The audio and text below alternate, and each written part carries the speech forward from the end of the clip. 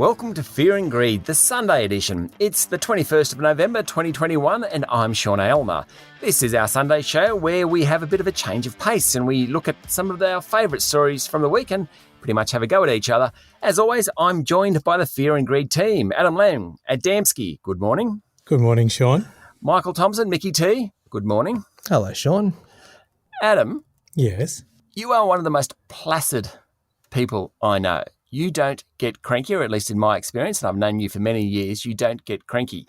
Yet you've had builders in your house this week. And yes, Sean. You actually, the word, and I apologise if this is blasphemous, Adam was frustrated and went, Jesus. And Michael and I swear our heads off non-stop. Adam, I have never ever heard you use a 5-letter word like that. Yeah, I must apologise. It was out of line. Is it the builders? What is there something else going on? Is it the fact that your voice, that Angie last week, remember that? Angie last week and your voice, is that the issue? Under a bit of pressure. Yeah. Well, we might need a new safe word. It was just, as can often be the case, it's a few things conspiring all at once. So here I am with us together trying to record, and it's that precise moment that I get a knock at the door from one of the builders who I've spoken to, not to interrupt, and then as I attempt to get away from the microphone, I dislodge it and it collapses with a very loud bang. Jesus. I thought I'd lost the microphone, so hence the blasphemy, and I do apologise. I'm propping the microphone on a Frank Sinatra box set. That's about all it's good for. Of course. Oh, Michael. Yeah. Adam, can I ask what you said to the builders when you asked them to keep quiet? Was there any mention of yourself as a podcasting celebrity? No, because that would be a blatant lie. I think this does bring up a point. I think we should all start off with a gripe. Now, that's Adam's. I have a particular gripe this week, it's been building ever since masks were introduced. But it was only this week where I actually stopped and observed people and realised what was worrying me. You know, when you do your fruit and veg shopping at the supermarket and you pull out one of those little plastic bags that they're in a roll and you cut them off and you go to put your oranges or apples in them, you try and minimise the use of plastic bags, obviously. But as you do it, and I've never realised I did it, I obviously put my finger to my mouth just to get that little bit of spittle. Oh, do you, Sean? To open the bag up. And what I found, I keep putting my finger to my mask, which just doesn't work, right? So then I find myself shoving my finger behind my mask to achieve the same effect so I can open the bag. And I thought, this is just stupid. So I actually stopped in the supermarket and started to watch people in the fruit and veg area. And I'm not the only one doing it. People are pulling down their mask to put their finger in their mouth. They're shoving it in the side. Doesn't matter what side. It's happening left, right and centre. And those that aren't are struggling to open the bags. So how long did you stand there watching for? And are you welcome anymore at Coles? It didn't have to stand for very long. Did one of the children walk by and say, Mummy, what's that man doing? Stay away from him, children. He's a threat. No, it was amazing how many people. I didn't have to be there for long, Michael. It's only 2 or 3 hours. That's right. Covered himself in grapes, peeking out. Just in time for the avocados to go off. Yeah. That was my gripe. I've just realised that masks are ruining my fruit and veg shop. I think the highlight for me of that story was your reference to just a little bit of spittle. It's a line that will stay with me for some time. Righto. I think we're moving on. We need to get some of the regular things in, like our safe word and our newsletter. Can I give you some feedback I got this week? So it was someone who texted me, someone I know who's a regular listener of Fear and Greed, and we had a story this week about bike parts being high in demand and difficult to get. And in fact, in some cases, the bike parts are taking 12 or 18 months to be transported to bike shops. And this regular listener, Tony, his name is, messaged me and said he understood it. He's a very big biker. He understood it totally, and he was finding it difficult because attending the local cafe in Lycra was much more difficult without a bike. That's a first world problem. which I thought's fair enough. One of the great challenges of COVID. That's right. That's our feedback for the week, I think. Have we got a safe word? Maybe it could be Tony on the back of that story. Yeah, I was thinking spittle. Oh, I like spittle. Okay. Because every time I hear spittle now, I'll think of Sean That little bit of spittle. lurking in the corner of the fruit and veg section, being watched by store security. Michael, you're talking. Let's keep going. You reckon you're a hopeless investor. I think you underestimate your intellect in this area, but I'll just put that out there first. Well, basically, I when it comes to investing in equities, and I'm not going kind of too far down this path because we're not an advice show and we're not really an investing show either, but I've come to the conclusion that I don't have a natural feel for it. You know how some people just do? They seem to, and obviously research plays such a major part in all of that. But recently, I'd been keeping an eye on a particular stock and it bottomed out. And I thought, okay, I'm going to buy it. But I missed the bottom. And then it started to climb. And I thought, okay, that's all right. It might go back down. And then it went a bit higher. And I thought, no, okay, it could still go back down. And I'll buy it when it drops. It didn't. It went higher still. And I thought, well, stuff it. I'm going to miss out entirely on the boom here. And so I bought it. And then it dropped. And obviously it doesn't really matter because it's a long-term thing. So it'll work out in the end. But it just made me wonder about those people who do this professionally and the fact that they must have nerves of steel. And I thought there was a really good example that you gave, Sean, in the middle of the week. And it was Plenty Group, which is a fintech. And this week they announced a record revenue for the 6 months to the end of September. The first fintech, I believe, they said to achieve a $1 billion loan portfolio. And what amazed me about this story was that in one day, on Wednesday, its share price jumped 8%, then fell 16%, then rose again, but finished the day down 4%. They are massive jumps and drops. The investors who do this professionally must have nerves of steel and some kind of insight as to when to jump into it that I clearly don't have. Well, if you speak to someone like Matthew Kidman from Centennial Asset Management, who is on the show regularly, he'd say, don't worry about the top 10% or the bottom 10%.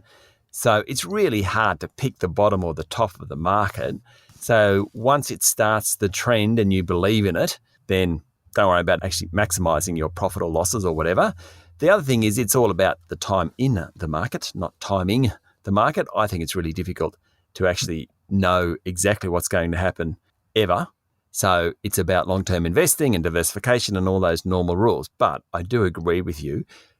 To be a professional investor, investing other people's money takes some courage. That's high-stress stuff. The other thing I'd say, Michael, is that a lot of those stocks which are very small jump around a lot more, whereas a really big stock like Commonwealth Bank, good example this week, actually doesn't move by very much generally. And so it's a trend. And so you can sort of buy on the trend. Now, having said that, Commonwealth Bank dropped 8% on Wednesday, I think. So that totally is the exception to the rule. It just, if the biggest company in the country can drop that much, it is pretty incredible. And it does show that you do get volatility. But that's not normal when you're buying big stocks. Whereas if you're buying companies who are outside the top 100, certainly outside the top 200, you get lots of jumping around. Adam, are you a good investor? Oh, I'm a bit like Michael. I sweat it. I really do worry. I do research, which I'm sure won't surprise either of you. Really? Yes. And I do try to get it right. But I think Matthew Kidman's advice, it probably took me a long time to come to that. But some years ago, I just said, look, you don't need to worry about the complete bottom and the complete top. Just try and get the bits in between as best as you can. And that works pretty well. It works well for my stress levels too. Adamski, Warren Buffett always talks about investing in things you know. Yes. Now, if you're investing in something you know, what I suggest is music. Okay. And I'm bringing this up because this week, David Bowie's songwriting catalogue is up for auction, right? And Warner Music is talking about buying it for about $200 million, according to media reports. what I found really interesting in the story is what you can invest in now, like what actually is an asset. So another thing, the Fenway Sports Group, which is a Boston-based group, they own Liverpool Football Club and the Boston Red Sox baseball team. So apparently they're about to buy the Pittsburgh Penguin, that's a National Hockey League team in the US, for about $850 million. Now, the Fenway Sports Group is primarily owned by a guy called John Henry, who's a billionaire commodities trader. LeBron James, the basketballer, bought into it recently. The actual value of that group is now $7.35 billion. That's the value of Fenway. What it is, they're going around and they're buying sports teams as an investment due to the increasing value of television rights and the ability to monetize branding and advertising and things like that. So we've had David Bowie's song catalogue. We've had the Pittsburgh Penguins. We've talked lots about non-fungible tokens, those sorts of things, and digital assets. It is quite amazing what you can actually invest your money in, well beyond equities and bonds. I love this story in terms of business and how it crosses over into so many parts of our life. So first of all, music, David Bowie. I am a massive Bowie fan. There are magnificent songs in his catalogue. He's now obviously passed away, sadly, but those songs live on, and they will live on in copyright until 70 years after his passing throughout most of the world. So there's an ongoing stream of royalties from those, and you can think of how it might be used. Yep, radio, television, Spotify, but also in movies, television shows, potentially advertising campaigns. So there's great value in that fantastic music. So I'm going to pay close attention to that one. And I am a sports fan. So even though I'm not, first and foremost a football fan, as in the round ball game, Liverpool, I obviously know who they are. Oh, Adam, that's big of you to know who Liverpool Football Club is, Boston Red Sox. A fine concession. Yep. Fenway Park in Boston, never been there, but would love to. And LeBron James, he's obviously one of the world's premier athletes. And I think if you've got a team on the business side and on the sporting side that know how to do their craft, so know how to run a business, know how to build great athletic teams, that can be a really potent combination. And there's so many teams around the world that I think can evolve into that space. So combine that with the non-fungible tokens, the metaverse, I think this is going to be a growing asset class. Now, we can get to the metaverse in a moment, but before we leave you, Adamski, and Michael, this one's for you. Dead songwriters. Pick the best. Bowie versus, let's say, Prince. What about Mozart? No, we're sorry. We're pop culture. Bowie versus, let's say, Prince versus Freddie Mercury as musicians, not just songwriters, as musicians. Bowie versus Prince versus Freddie Mercury. I would say Bowie. I know this will offend plenty of people, but I've never really kind of rated Prince that highly. Oh, my God. And I've blasphemed again. You've just spittle. It's like the builder has just walked in the room here, Michael, for Adam. Yeah, the builders are now a trigger for Adam. Bring you back. What about Freddie Mercury? He wasn't bad. No, pretty good. Oh, actually, you know what? No, I'm going to take a stand on this one. Never been a fan of Queen. So basically, look, I don't mind Bowie, but really, you don't mind Bowie. You don't mind Bowie. Okay. Disqualification. Too much. Bowie was one of the most creative musicians ever. Prince was one of the greatest musicians ever. And as far as classical trained singer, songwriter, musician, is there any better than Freddie Mercury? Anyway, I'm upset now. I'm going to have to call Spittle, but I'm handing it over to you, Adamski, after what Michael just said. No, well, if you were to suddenly go, hey, well, what about Barry Gibb versus Brian Wilson versus, I don't know, Elton John, then that is a trio that would be some serious competition. I'm going to go back to Bowie versus Prince versus Freddie.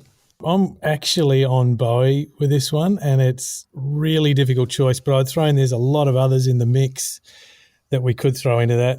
On the men's side, George Michael is another one, and he was a genius.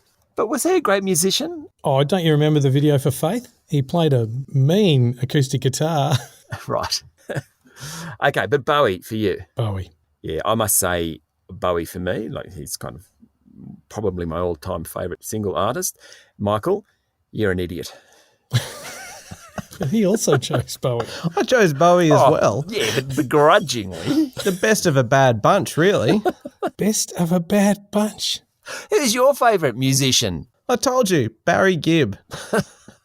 And he's not joking. It is hard to go past the musical genius that is Mr. Gibb and his brothers. Just let that speak for itself, I think. And can we get on to something else? Can we talk about cash hoarding? Absolutely. Look, I know this was a big story during the week, and you also talked about it as one of your stories of the week yesterday, but I'm still trying to reconcile with this. It's blowing me away that there's between $50 and $75 billion of cash just sitting around in the country, tucked under mattresses, down the couch, wherever people might wish to store it. And I'm still baffled by it. So I know we can hold as much cash as we like, but to move it around, like if you put it into a bank, you have to declare it. The bank has to declare it to AUSTRAC, the Australian Transaction Reports and Analysis Centre. And if you're travelling overseas, you have to declare it. You can take as much cash as you like, but you have to say, I've got 10,000 or more. So there's this disclosure that you've got to have with larger volumes of cash. But can everyone find it? Like, I'm really worried that some people have just gone, I'm going to put it here. No one will ever find it, but I'll know where it is. And they've gone, oh, where is it again? Can't find it. Sean, do you know how much cash you've got stored, in inverted commas? Well, since this story, what is interesting, I looked at my car and I've actually got quite a bit. I mean, maybe $50 in the car in coins around the place that I would never have thought of. Right. One of my kids works and gets paid cash. We won't go further on that one. He needs it to go in the bank. He gives it to me and I put the money in the bank via a transfer. So I've got cash that way. What I did think, though, I regularly would put on particularly like at the moment when you're putting on clothes because you're going back to the office and that you haven't put on for a while, and, there's $20 in the pocket. And you think, oh, I forgot about that. And you feel really good. So maybe there's sort of the incidental, as opposed to someone having $10,000 under the bed, maybe it's mostly that sort of incidental cash just around the place. Michael, you'd have a lot, wouldn't you? No, because I keep investing it in stocks that go down.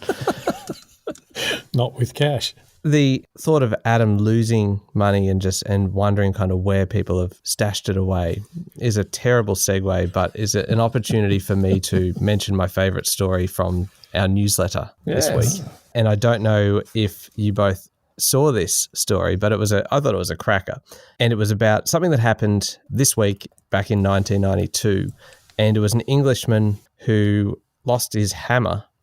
And so he got a metal detector and went off searching for his hammer on some farmland in Suffolk. And he ended up finding the largest cache of Roman treasure ever uncovered in Britain. Just gold coins, silver coins, kind of pottery, all this kind of stuff. And the best part of the story is that he also found his missing hammer. Didn't he get given the metal detector as a gift? Yes. Yeah. And it wasn't, it really is true that he was not going out looking for treasure and just stumbled across this while searching for his hammer. And after he dug up a little bit, he didn't disturb it anymore and called the police and the Archaeological Society, which is obviously the number that you would have stored in your phone. Obviously. And they turned up and they basically excavated the whole site, and he received a massive reward, not just for finding it, but for not disturbing it, because he left it in its original state, and they were able to learn a lot from that. But that is an example of the gold that is in the Fear and Greed newsletter. Oh, Michael. Can I just add to that story? So it's a metal detector he was given as a gift. He'd lost his hammer, but the farm he went looking in wasn't even his. So just really? The tenuous links. I think it was a neighbouring farm, and so he was trying to steal the neighbour's hammer. And speaking of tenuous links, Michael's link between the cash on hand in Australia and a Roman coin discovery in Suffolk, rather brilliant. That's quite incredible. Do you have a favourite newsletter moment this week? Oh, for me, I think, and this is probably, again, my own personal taste, but Martin Scorsese's birthday anniversary And to know that in his 50 years of making films, that he actually didn't intend to go into filmmaking originally. He got refused to become a Catholic priest and then went into filmmaking.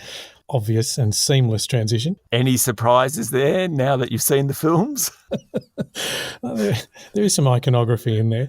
And he's made 25 films as a director in 50 years, and that he's only won the Best Director Academy Award once for the great film The Departed. But I loved watching that scene again with Jack Nicholson in it. So yeah, that was my favourite moment of the week from the newsletter. Can I just ask you, Adam, what the difference is between a birthday anniversary and a normal birthday?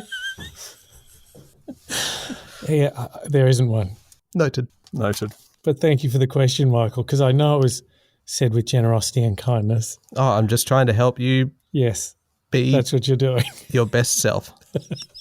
Hey, you know, the newsletter story I liked most was the fact that someone had counted 247 million missing house sparrows in Europe. I'm glad you liked that one. It was a bit of an odd story, isn't it? Michael, are they waving house sparrows? Oh, that's exactly where we're going here. Oh, well, look, we don't need to rehash. Michael is a bird lover, and if you weren't listening last week, in short, he sometimes waves at them and then gets distressed when they don't use their wings to wave back.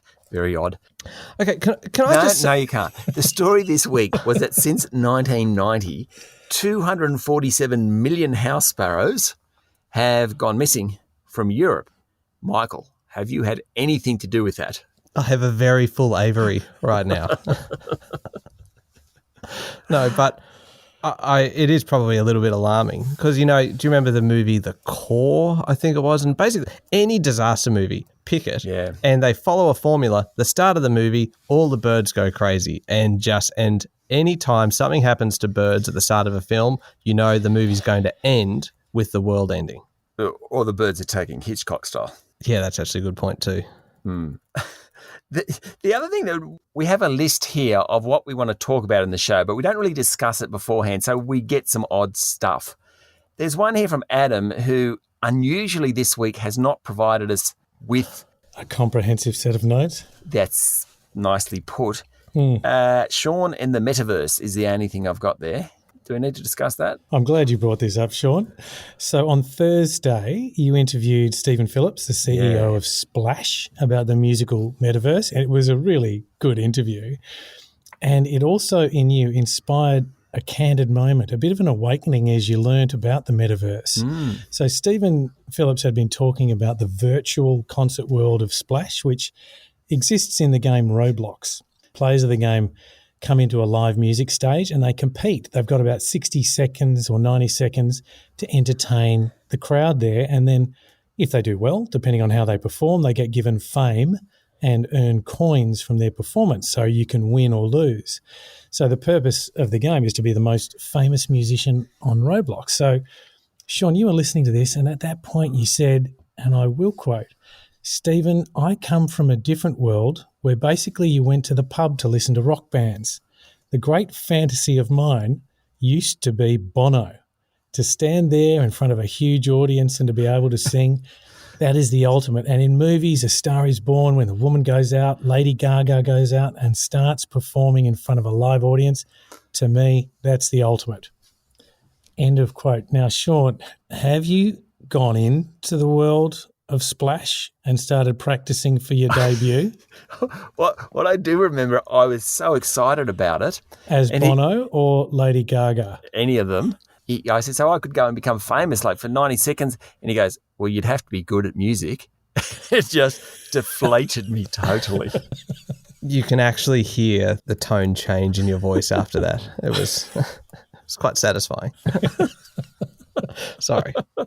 We're running out of time, but Mickey T, any more to say? Just one final thing. Tomorrow is a very big day tomorrow, and anyone with young kids will know what I'm talking about. The new season of Bluey starts tomorrow. It is, if you haven't seen it, it is one of the most phenomenally successful and seriously brilliant TV shows made in Australia. It's been exported around the world. It's been picked up by Disney. It is appointment viewing. Therefore, We are supposed to have an operations meeting at 8 o'clock tomorrow morning. Can we push that back to 8:15, please? Yes, we can, Michael. Absolutely. Thank you. Will you be watching it, Adamski? Oh, I might be busy Well, you're not anymore. We've just cleared the meeting. with something else. That's about it. Thank you very much for listening to Fear and Greed, the Sunday edition. Michael, thank you for joining us this morning, and good luck tomorrow at 8 o'clock. Thank you, Sean. Adamski, thank you. Enjoy your Sunday. Thank you, Sean. You too. It's the 21st of November, 2021. I'm Sean Aylmer. We hope you enjoyed the show and have a great Sunday.